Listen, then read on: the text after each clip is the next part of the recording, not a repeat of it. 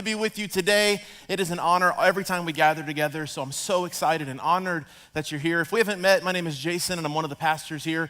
And you here in Lakeland need to know this. You are not alone today. You see, we know that God is with us, but there's a whole room of other people that are our church family that is joining us. It is our Brandon campus joining us live by video. Would you welcome them and say hello to your church family, everybody? We love you guys. Love you.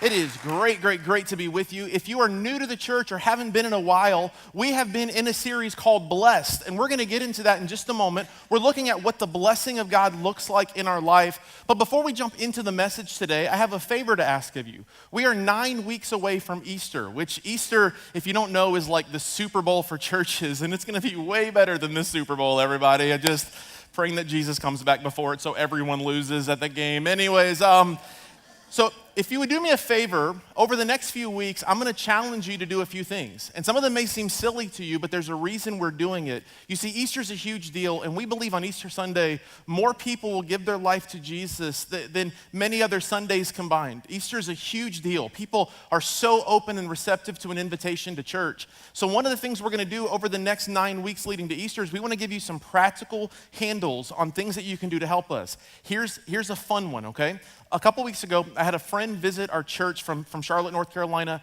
great guy, and he gave me some really great feedback on all the stuff we're doing well, and maybe some things that we're not seeing. And one of the things he said to me is, he goes, Jason, I looked for your church on Yelp. I don't know if you know about Yelp. Yelp is a review site, and he goes, I was looking for you guys on Yelp, and you're not on Yelp. And so we got on Yelp. He said people search Yelp all the time for restaurants, places to shop, and they also search it for churches. And if that's a place people are looking for a place to meet God, we need to be there. And so we listed ourselves on Yelp. And here's what I'm going to ask you to do. If you brought a smartphone with you to church today, and this is in Lakeland and in Brandon, I'm going to ask you whether it's right now or if the message gets a little boring, I understand, or later this afternoon, you can go to yelp.com or you can download the app and you can just give us a review. It's 1 to 5 stars. Give us 5 stars. If you think it's less than 5 stars, keep your opinion to yourself.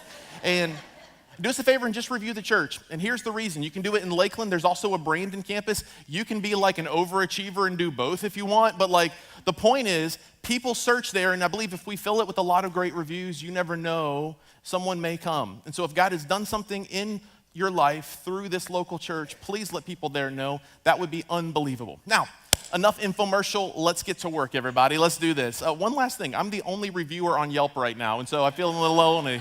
So hook a brother up. Just don't leave me alone.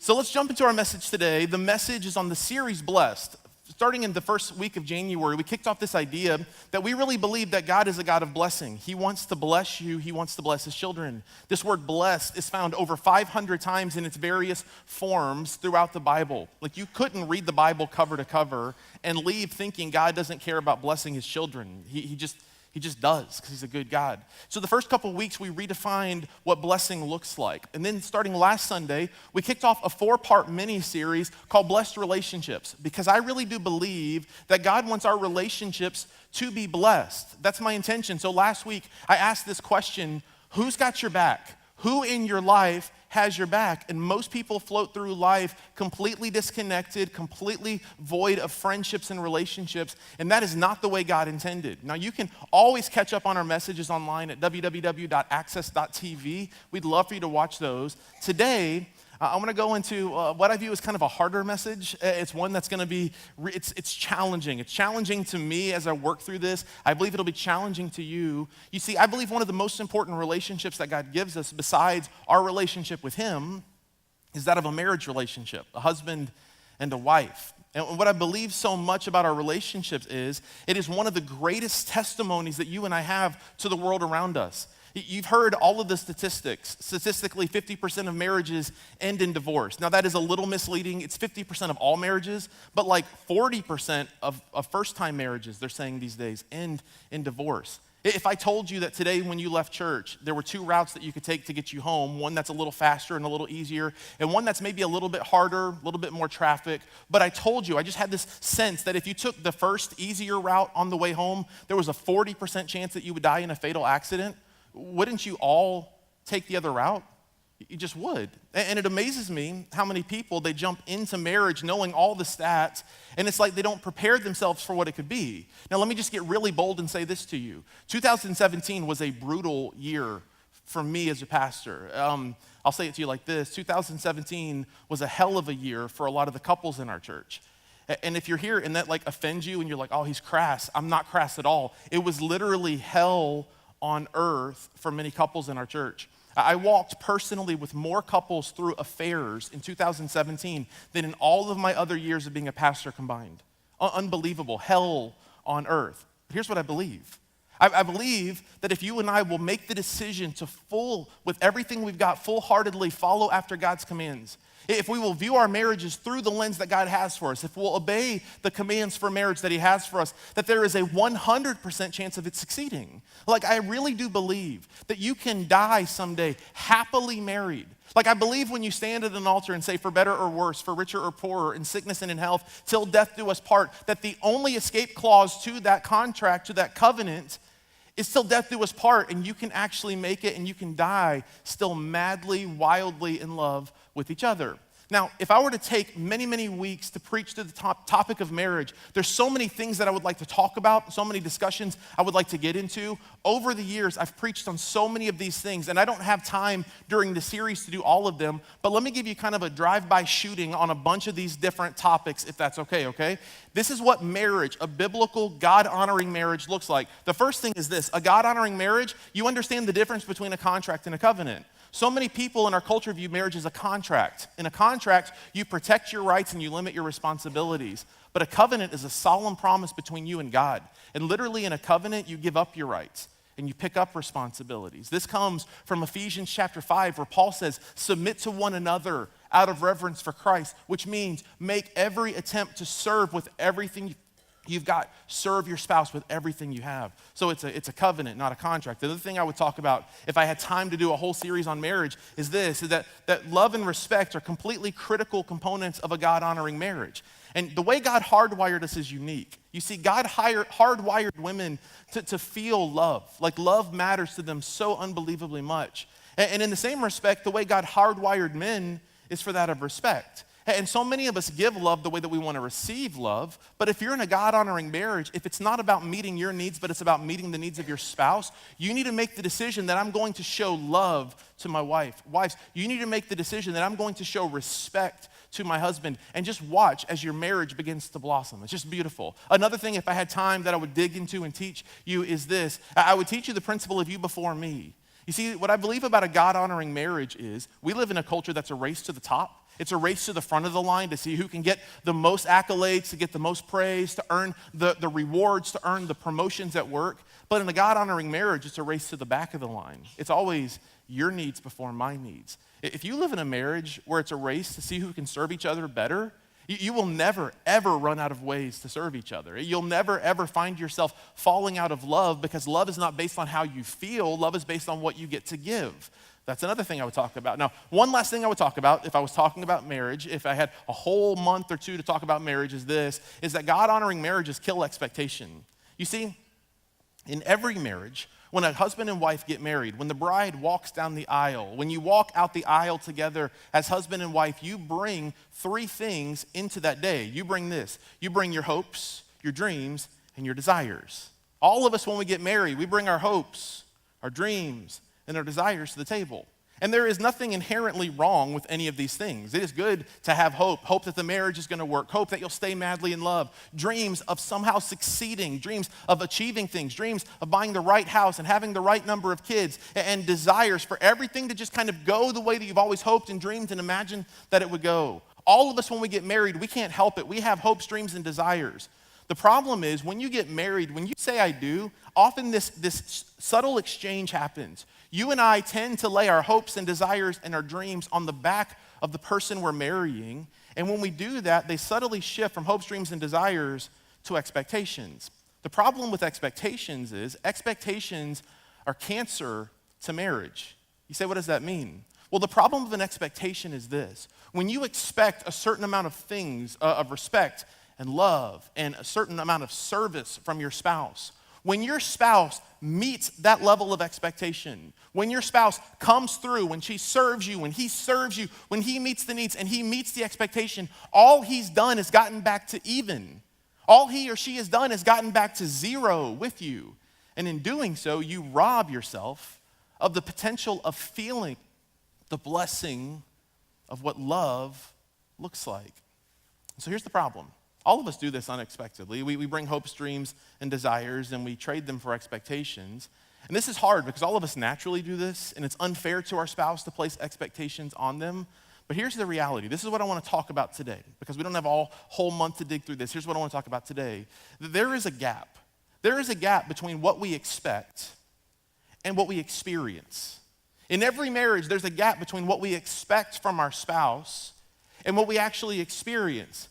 And what we do with this gap matters. What we do in the middle, in between our expectations and our experience matters so much. Now, if you were to come over to my house and go upstairs into my master bedroom, you would normally see this mirror. I don't know if you have a mirror like this. My wife uses this mirror to put makeup on. It's awesome. And on one side, it's just a regular mirror. But when you flip it to the other side, it is a magnifier. Have you guys seen these before?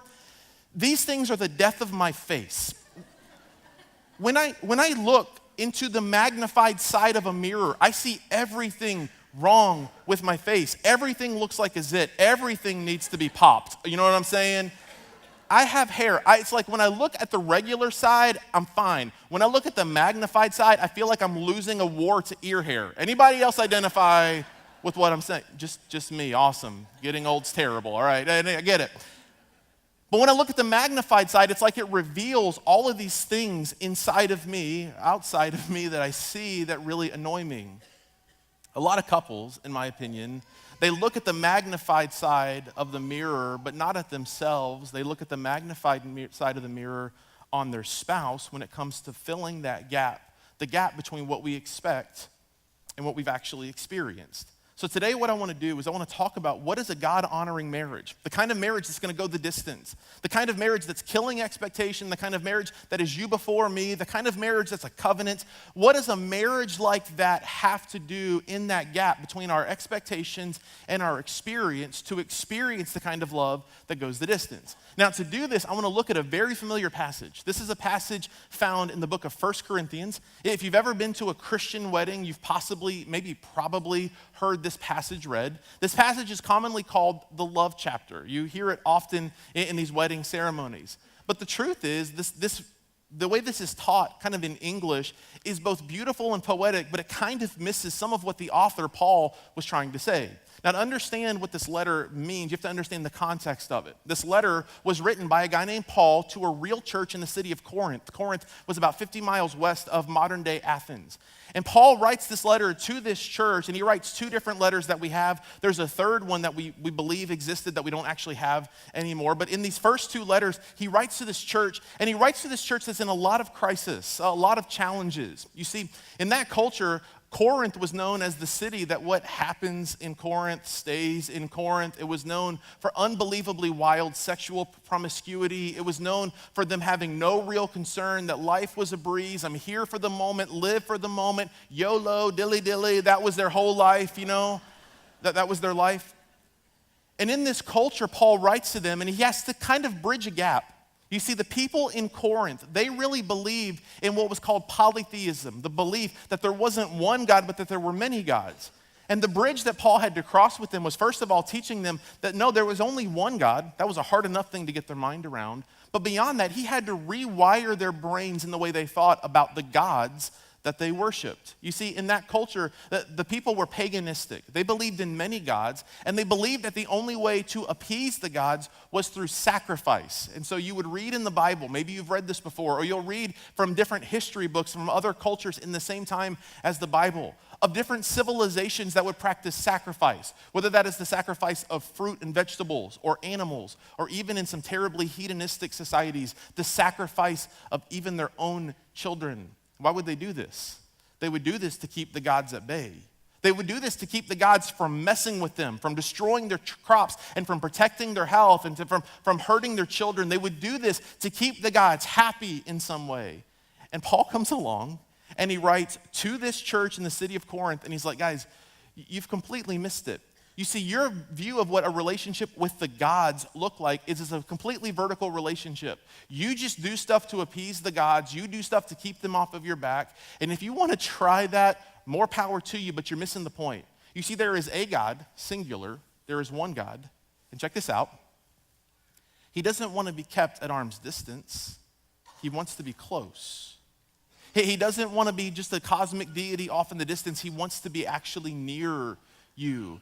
And this God, the God who loves you, the God who created you, the one and only God, his desire is that the way that you love him, the vertical relationship, be expressed horizontally. In fact, this is a new way of thinking about your relationship with God, but God says you will know that you love him by the way you treat others. You will know that you have a solid relationship with him. It'll be evident by the way that the horizontal love, the way you show love horizontally to other people, other friends in your networks, your relationships, that's the true test of what love is. Now, these verses that we're going to read, these are beautiful. They're poetic even. But when Paul wrote these were gritty. They were earthy. There was a lot of different just a different understanding to them. Now, let's go to this text together. 1 Corinthians chapter 13, the love chapter, says this. Paul says, if I speak in the tongues of men and of angels, but do not have love, I am only a resounding gong or a clanging cymbal. Let's stop here for a second. Paul says this, if I were to somehow impress you with my language, if my oratory skills were off the chart, if I had the ability to use my words to coerce you, which means I could speak perfect, or if I could even speak in whatever the tongues of angels means, if I could speak in some sort of heavenly language, if I were able to do this and impress you with my words, but in my heart I had no love, if I did not have love, I am nothing but, I am noise. I am nothing but noise. This is an interesting verse for pastors. You see what I mean? I think this means to guys like me is this, is if I get up and I have the most beautiful sermons, the ones that just spin your head out of control and you just think, man, that was amazing and beautiful and I can't believe the way he framed these thoughts. But if I'm not loving my wife and loving my kids, if I'm not showing love to the people around me, those who are closest to me, my friends, my coworkers, if I'm not showing love, then nothing that I say actually matters anymore. It's weak. In fact, let me say it to you like this. The way that you should judge your pastor or your pastors or the teachers in your life is not how smart they are. It's not how good they communicate. It's how much love do they actually show. You see, that is the true test of what knowledge is. It's not how much you know. It's how deep, how profound, how wide is your love. Then he goes on to say this. He goes on verse 2 to say, if I have the gift of prophecy, if I can tell the future, and if I can fathom all the mysteries and all knowledge, and if I have a faith that can move mountains, he goes on, but I do not, and there it is again, if I do not have love, I am nothing. So the first verse, Paul says, if I can speak with beauty. Then he says, if I'm like the smartest person in the room, if every room I enter, I'm the smartest person, I've read every possible book there is to read, I can speak multiple languages, if I know all there is to know about God, and if I have all the faith to move a mountain, whatever that means, if I have all the faith in the world, but I do not have love, I'm nothing. So my words, they only matter so much. My faith, my knowledge only matters so much. In fact, let me say it to you like this. We live in a culture where people jump from church to church saying, I want more depth. According to Paul, depth isn't about all that you know. Depth is about how much you love. Depth isn't about all that you understand. It's about how much you love. Let me say this to you. I believe in knowledge. I'm getting my doctoral degree right now. I feel like my life is a complete battering ram over and over. I have to read so many books and write so many papers about stuff I have no idea about. I'm doing this over and over. I'm just making stuff up at this point, trying to get through this because I believe in knowledge. I want to be very smart. I do. But at the end of the day, if I'm the smartest person in the room and I don't have love, I have nothing. I have nothing. Then he goes on verse 3 to say this. If I were to give all I possess to the poor, if I were to give over my body to hardship that I may boast, but do not have love, again, I gain what? Nothing. So let's recap these 3 verses. He says, if I speak with the most beautiful words, but don't show love. If I'm the smartest person in the room, but I don't show love. And then verse 3, if I give everything I have, all of my money, all of my stuff, all of my possessions, all of my belongings, and if I even give my whole life, my body, but I don't show love, I don't have it, then I gain nothing. This idea of having love is central to what it means to have a God-honoring marriage. Let me say it to you like this. When we think of the idea of having love, when we think of it, don't you read that and think that's an emotion? That you feel a certain way for someone?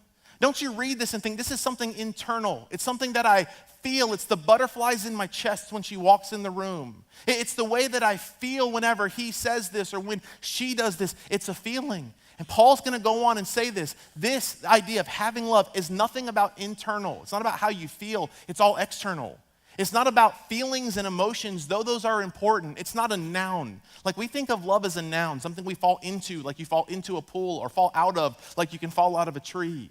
And Paul says it's none of that. It's something that is expressed. Love is an action. To have love means I'm doing something. I have a choice. Now, at the beginning of your message notes, that there is this line that I think is so important. We're talking about what it means to be blessed. All throughout the Bible, the word blessed is used in so many different ways. We often think of the word blessing as something I gain. It's something that I get from God. It's like I get the new car, I get the promotion, I get the girl, I get the raise, I get all of it. That's what blessing means. But often in the Bible, the word blessed, it literally just translates to mean happy. It literally just translates to mean happy. Like there is something unique. Like I want you to have a blessed marriage. Really, I want you to have a happy marriage. And your first fill in the blank that's so important is this. Happy couples, blessed couples understand that when it comes to having that feeling, we all have what? We have a choice. You have a choice in this way. So Paul goes on, 1 Corinthians 13, 1-3. You need to understand this isn't a feeling. Having love isn't a feeling, it's a choice. Having this love, showcasing this love, isn't something that's about your words, it's not about your thoughts, and it's not about your feelings. Instead, it's about your actions. Then in verse 4, he completely flips the script and he gets unbelievably practical. Here's what he says in verse 4. Love is patient. Love will wait. Love is kind. Love does not envy. Doesn't envy. It's not worried. It's not insecure. It's promoting of someone else and giving someone else a boost. It's shining the spotlight on someone else instead of yourself. It does not boast. It doesn't have to build itself up. It is not proud. These are the pictures of what love is. In fact, a good piece of homework for you to do, husbands and wife, is to sit down with each other and to read through this list. And every time it says love, swap out the word love for your own name. So I should sit down with Liz and say, Jason is patient, and then ask, am I patient? And then just shut up and listen. Because often we think we do well at these things when we really don't. That love, according to Paul, to have love is to actively do something with it. Then verse 5, he goes on to say this, it, being love, does not dishonor others. It doesn't. This is actually sin. It's to dishonor someone. It is not self-seeking. It's not all about the spotlight shining on me. It is not easily angered. It doesn't have a quick temper. Love keeps no record of wrongs. How amazing would it be to live in a relationship with someone that keeps no record of wrongs? It'd be amazing. That's what love is according to Paul. And then in verse 6 he goes on, and this is a hard verse that we're going to come back to. Love does not delight in evil, but rejoices with the truth. We'll come back to this. And then verse 7 he says this, it always, and then he lists, it always protects, always trusts, always hopes, always perseveres. And I love this list. This is what love is according to Paul. But when I read this list, there's one of these lines that jump off the page at me, and it's just hard. You see, 3 of these feel like they're about me. It's easy for me to protect. Even when I don't feel like it, I can protect the person. I can always hope for the best, hope that the situation will turn. I can always persevere. Persevere kind of implies that there's going to be some hard days. I can always do those things, but those are all about me. But the second one, love always trusts, that to me feels like it's about the other person. Love always trusts feels like the other person has to be trustworthy. It feels like it's about them. You see, most of us, like I said a moment ago, we live in a gap. We live in a gap between what I expect and what I experience. We live in a gap between what I expect and what I experience. And here's what happy couples know. You have a choice in that moment. You see, the reality about trust is we think trust is about the other person, but trust always starts with me. Let's talk about the gap for a moment. Here's the gap again, what I expect and what my experience is. Now here's the reality. A lot of couples in the gap, they make this terrible mistake. The mistake is they fill in the gap with assuming the worst about their spouse. They make the mistake, like in the gap between what I expect, I'll be home at 6:30, sweetie, and what I experience, you got home at 7:30. What do we fill in that gap? In that gap between what I expect, what I hope from you, and what my actual experience is from you, many couples assume the worst. The problem with assuming the worst is assuming the worst eventually becomes a self-fulfilling prophecy. Assuming the worst actually begins to draw out of your spouse, in my opinion, many of the negative attributes that you fear. What happy couples, what blessed couples seem to understand is that love trusts. So if love trusts, what it means is that they fill in the gap, happy couples fill in the gap between their expectations and their experience by believing the best in their spouse. They believe the best in them. Now, a study was done a few years ago. A man named Marcus Buckingham wrote about it. A 20-year study was done about happy couples, ones that had been together for a very long time and were still genuinely happy with each other. And in this, they hypothesized that what the results would be is that the people who were still in love after 20-something years, what they did was, instead of just assuming the best or believing the best, they assumed that those people that were happy just lowered their expectation, that they lowered their standard of excellence, that they lowered what they believed about their spouse to a lower standard so that eventually they wouldn't be disappointed. That's what they believed.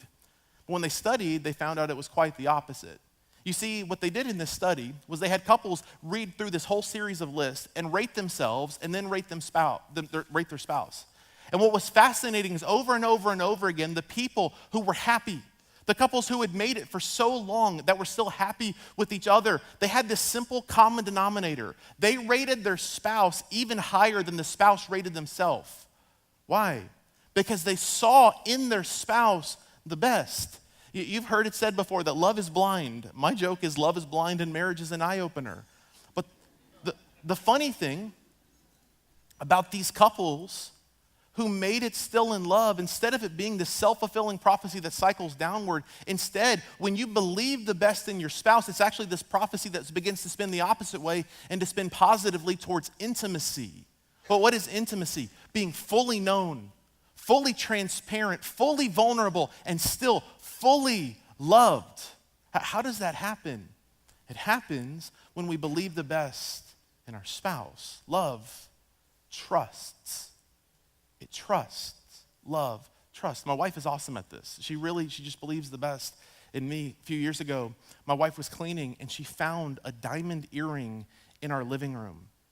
And she came to me and she goes, "What is this?" And I said, "That looks like an earring." And she said, "Whose is it?" And I said, "I'm going to assume it's yours." And I said, it's not yours?" "No, it's not." And she goes, "Listen, is this someone else's? Do I need to know something?" And I said, "No." She goes, "Okay. Well, then I believe you." My heart was beating like 1,000 miles a minute at this point. I'm like, why is there a diamond earring in my house? Turns out it was my sister-in-law's. Ain't no chance I'm having an affair with my sister-in-law. You know what I'm saying? But still, but think about this moment. She could have turned on me. She could have accused me of everything that was wrong with me. But instead, she assumed the best. When we assume the best in our spouse, it brings out the best in our spouse. At the end of that study of 20 years, here was the advice they gave to all married couples. This is so fascinating. Here's what they said. Find the most generous explanation for each other's behavior and believe it. Find the most generous explanation for each other's behavior and believe it. Spouse is running a little bit late, assume the best. Spouse, you're just worried about where they are, assume the best in them. Believe, choose to trust, and watch what happens. Now let's do this. Let's go back. We read verses 6 and 7 a moment ago. Let's go back and now read it through this lens of believing the best. Here's what it is again, verse 6. Love does not delight in evil, but rejoices with the truth. It says, I'm not looking to find your worst moments, but instead I'm looking to celebrate the best of who you are. I'm choosing to trust. I'm choosing to believe you. Verse 7, it always protects. I always have your back. I'm always with you. I always believe the best in you. It always trusts. We've spent a lot of time here. It always hopes for the best because, again, if you believe the best, you're going to hope that that's where it's going. And it always perseveres. In the good days and in the days where you could make the case that it's easy to assume the worst. And you don't know my story, and you don't know what she's done in the past, and you don't know he kept this from me, and you don't know what she said behind my back. Yeah, I get it. But love perseveres through that, and it makes the decision that even when it doesn't make sense, I'm believing the best because I trust. Now here's my challenge to you. If this is hard for you, it's because you're like, you don't know my situation, you don't know my story. You're right, I don't know your story, but I challenge you to try it for 7 days. For 7 days, just assume the best. Just believe the best. Trust with everything you've got. Trust your spouse and see what begins to happen. What is your other option? Here's your other option. Here's option B. This is the opposite. This is the antithesis of this message. Option B, delight in uncovering mistakes. Thrive on speculation. Assume the worst and embrace doubt. Tell me how a marriage that's based on this works. Okay. We started with the mirror. Let's end with the mirror. I challenge you to go home and not look at your spouse and not look at the Bible as a window that you look at your spouse through. Don't go home and say, you're not good at these things. Instead, go home.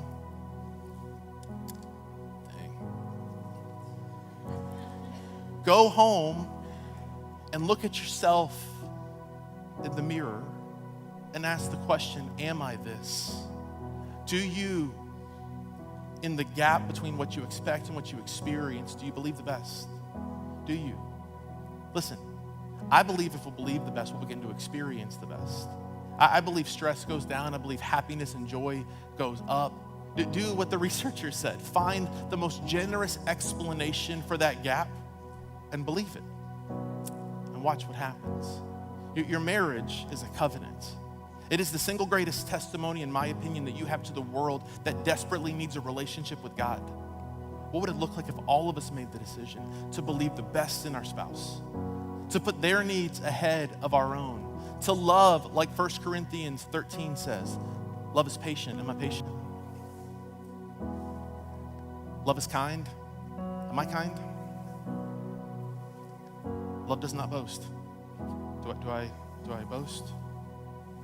And over and over and over again, you be the spouse that you want to be married to. You become that kind of person and see what God will do in your marriage. Would you bow your head and close your eyes with me all across this room? I'm going to pray for you now. God, give us the courage to hear these words, your words, not as a window to look through judgingly at our spouse, but instead to be a mirror that looks back and pierces our souls. God, I believe that our marriages can be a testimony to the world around us. I pray that you'll give us the courage to actually just live this out. In that gap between what we expect and what we experience, I pray you'll give us the courage to believe the best. God, the principle applies to our friendships. It applies to our work relationships. But God, I pray that we'll have the courage to apply this where it matters most, which is at home. Thank you for that, God. In Jesus' name.